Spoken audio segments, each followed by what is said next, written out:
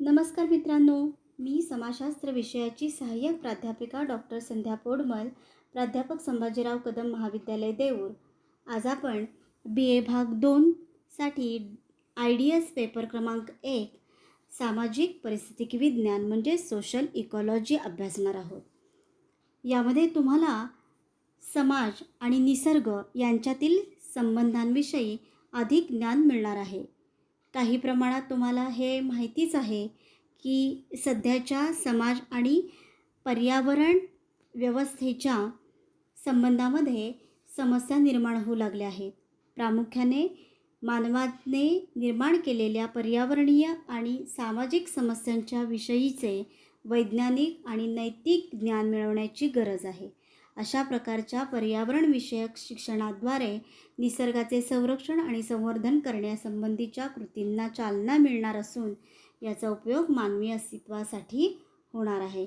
आणि हेच आपण या BA भाग 2 सेमिस्टर 3 साठी सामाजिक परिस्थितिक विज्ञान म्हणजे सोशल इकॉलॉजी पेपर क्रमांक 1 मधून आपण शिकणार आहोत. यामध्ये आपल्याला एकूण 4 प्रकरणं अभ्यासायची आहेत. त्यातलं पहिलं प्रकरण आहे सामाजिक परिस्थितिकी विज्ञान म्हणजेच सोशल इकॉलॉजी.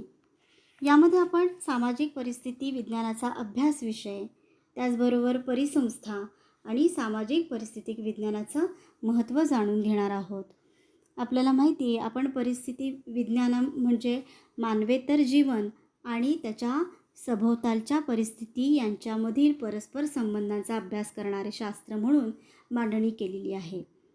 परिस्थितीशास्त्रीय दृष्टिकोनातून मानवाचा अभ्यास करण्याची कल्पना नवीन स्वरूपाची आहे. मानव परिस्थिती विज्ञानाचा उगम हा मानवी गरजेतून झाला आहे. वेगाने वाढत जाणाऱ्या जुलमी पर्यावरणाचा तो एक परिणाम आहे. आज अनेक प्रकारची पर्यावरण संकटे आहेत व त्याचाच एक भाग म्हणून पर्यावरणाचा ऱ्हास जवळ येत चालला आहे. मानवाला आपले अस्तित्व टिकवण्यासाठी मानवी जीवन आणि अजैविक घटक यांच्यातील अतूट संबंध आणि त्यांचे वास्तव्य असणाऱ्या पृथ्वी ग्रहावरील जीवन जगण्याच्या कार्यपद्धतीचे ज्ञान असणे गरजेचे आहे. मानवाला त्याचे स्थान टिकून ठेवण्यासाठी पृथ्वी हाच एकमेव गृह असल्यामुळे या ठिकाणचे आपले अस्तित्व टिकून राहण्यासाठीच्या प्रश्नावर त्याला विचार करण्यास आज भाग पाडले आहे.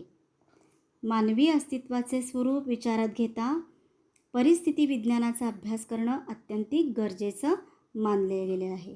म्हणून आपण या प्रकरणामध्ये एकूण 3 घटकांवरती चर्चा करणार आहोत. त्यातलं सामाजिक परिस्थितिक विज्ञानाचा अभ्यास विषय आपण समजून घेणार आहोत.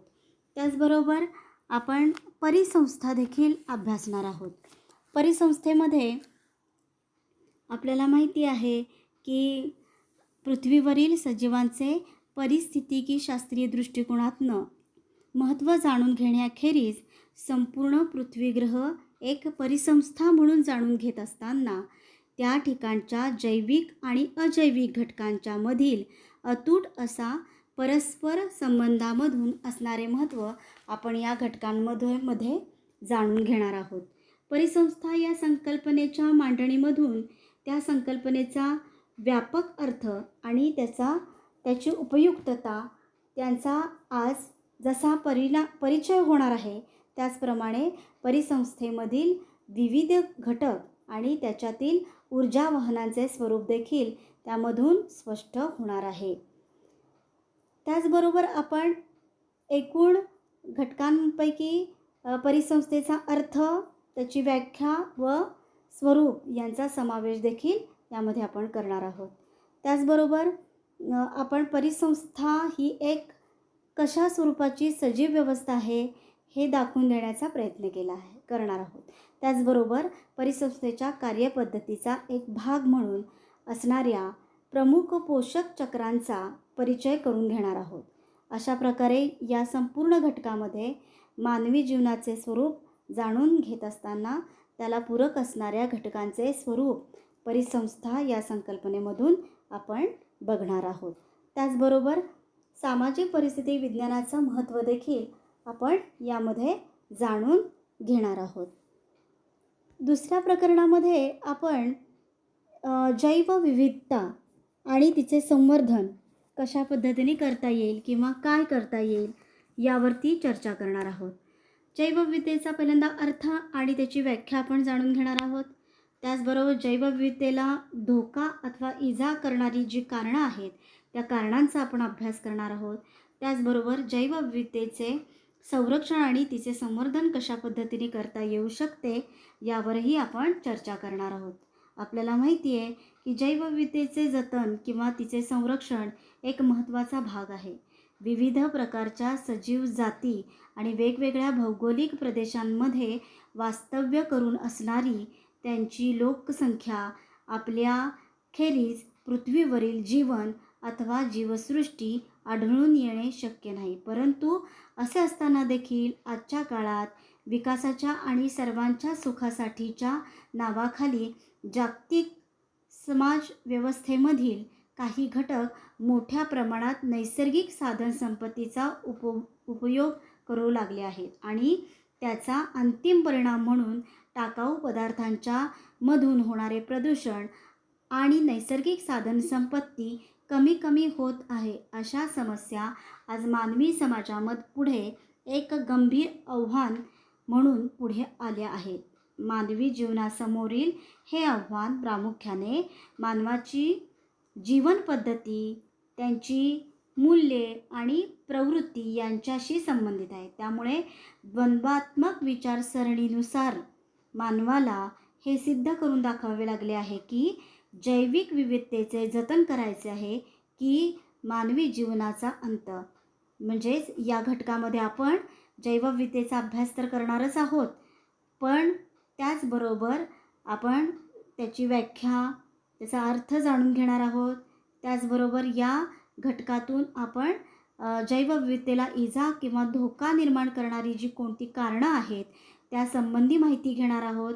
तिच्या उपघटकांमध्ये जैवविविधतेचे संरक्षण करत असताना आपल्या विविध कृती योजना, उद्याने इत्यादी उपक्रमाद्वारे असणाऱ्या उपाययोजनांच्यावर भर देण्यात कसा येऊ शकतो हे याच्यामधनं चर्चा करणार आहोत. आणि सर्वात महत्त्वाचे म्हणजे आत्ताच्या आणि भावी पिढीच्या दृष्टिकोनातून नैसर्गिक साधन संपत्तीचे असणारे महत्त्व आणि त्याविषयीची जनजागृती कशी वाढवता येईल याची खरी गरज यामध्ये आपल्याला अभ्यासायची आहे. त्याचबरोबर आपण जे तिसरं प्रकरण आहे ते म्हणजे पर्यावरण आणि प्रदूषण. आपल्याला माहिती आहे की पर्यावरण आणि प्रदूषण यामुळे आज संपूर्ण समाज हा धोक्यात आलेला आपल्याला बघायला मिळतो. मग यामध्ये जे विविध पर्यावरणीय प्रदूषणाचे जे वेगवेगळे प्रकार आहेत ते प्रकार आपण यामध्ये अभ्यासणार आहोत. म्हणजेच काय तर मानवाच्या केवळ निर्वाह पातळी पलीकडच्या काही गरजा आहेत, त्यात विविध प्रकारची भौतिक साधनं आणि ऊर्जा यांचा समावेश होतो. या गरजांच्या प्रमाणामध्ये आणि त्यांच्या गुंतागुंतीमध्ये खूपच वाढ होत चाललेली आहे. ही वाढ हा समाजातील विकास प्रक्रियेचा अपरिहार्य भाग आहे. विकास घडून यावा यासाठी समाजातील काही घटक पुढाकार घेत असतात. ऊर्जेची निर्मिती आणि वापर याबाबत सध्या असे आढळून येते की प्रामुख्याने ऊर्जेच्या पारंपरिक स्रोताचाच अधिक प्रमाणात वापर संपूर्ण जगभर होत आहे. नागरीकरण आणि औद्योगिकरण या दोन्ही घटकांमुळे प्रदूषण होत आहे आणि त्याचा पर्यावरण गुणवत्तेवरती विपरीत परिणाम होत आहे. समाजातील विशिष्ट वर्गाच्या बेफिकीर वृत्तीच्या परिणामांमुळे आज पर्यावरणातील प्रदूषण निर्माण होत आहे. केवळ नफा मिळवण्याच्या एकमेव प्रवृत्तीसाठी ते नैसर्गिक आणि मानव साधनसंपत्तीचा वापर करीत आहेत. तसेच त्यांना पाणी, कार्बन, ऑक्सिजन, नायट्रोजन इत्यादीच्या मधल्या निसर्ग चलनाची आणि पर्यावरण व्यवस्थेमधल्या ऊर्जा वहन करणाऱ्या अन्न शृंखलेसारख्या पर्यावरणीय नियमांची कसलीही फिकीर वाटत नाही. त्यामुळे विकासामुळे चंगळवादाला चालना दिली जात आहे. तसे पाहता कोणालाही प्रदूषित वातावरणामध्ये अनारोग्यदायी प्रकारचे जीवन जगण्यास आवडत नसते. परंतु प्रदूषण समस्या ही आज एक गंभीर स्वरूपाची जागतिक पर्यावरणविषयक समस्या झाल्यामुळे मानवाला स्वतःचे अस्तित्व टिकवण्यासाठी म्हणून या समस्येकडे लक्ष देणे गरजेचे आहे. पर्यावरण अभ्यासाच्या दृष्टीने विकासाचा मार्ग निश्चित करत असताना पर्यावरण व्यवस्था नष्ट करण्याची की ते पुनर्जीवित करायची हा प्रश्न ऐरणीवर आहे. या आपल्या तिसऱ्या प्रकरणामध्ये आपण पाणी प्रदूषणाचा अर्थ आणि व्याख्या आपण बघणार आहोत. पाणी प्रदूषणावरती असलेली कारणं जी आहेत ती आपण अभ्यासणार आहोत. त्याचबरोबर पाणी प्रदूषण रोखण्यासाठी किंवा निर्मूलनासाठी काय उपाययोजना आपण राबवू शकतो यावरही आपण भर देणार आहोत. त्याचबरोबर हवा प्रदूषण, आज आपण बघतो की कितीतरी मोठ्या प्रमाणात हवेचं प्रदूषण होत चाललेलं आहे आणि म्हणून हवा प्रदूषण म्हणजे काय, त्याचा अर्थ आपण समजून घेणार आहोत. त्याचबरोबर त्याची व्याख्या आपण बघणार आहोत. हवा प्रदूषणाचे जे विविध कारणं आहेत त्या कारणांचा आपण अभ्यास करणार आहोत. त्याचबरोबर त्यातील उपाययोजना काय करता येऊ शकतात का त्यावरही आपण विचार करणार आहोत. त्याचबरोबर तिसरा जो पॉईंट आहे तो म्हणजे ध्वनी प्रदूषणाचा अर्थ आपण समजून घेणार आहोत. त्याची व्याख्या आपण बघणार आहोत. त्याचबरोबर ध्वनी प्रदूषणाची जी कारणं आहेत त्या कारणांचाही या ठिकाणी अभ्यास करणार आहोत आणि त्याचबरोबर ध्वनी प्रदूषण होऊ नये यासाठी काही उपाययोजना आहेत त्या उपाययोजनांचा सुद्धा आपण अभ्यास करणार आहोत. प्रस्तुत चौथ्या प्रकरणामध्ये आपण पर्यावरण नीतिशास्त्र या विषयावरती चर्चा करणार आहोत. पर्यावरण नीतिशास्त्र म्हणजे काय, तर आपल्याला माहिती आहे की पर्यावरण संरक्षणासाठी नीतिशास्त्राचा होणारा उपयोग तसेच पर्यावरण नीतिशास्त्राचे स्वरूप जाणून घेण्यास मदत होणार आहे.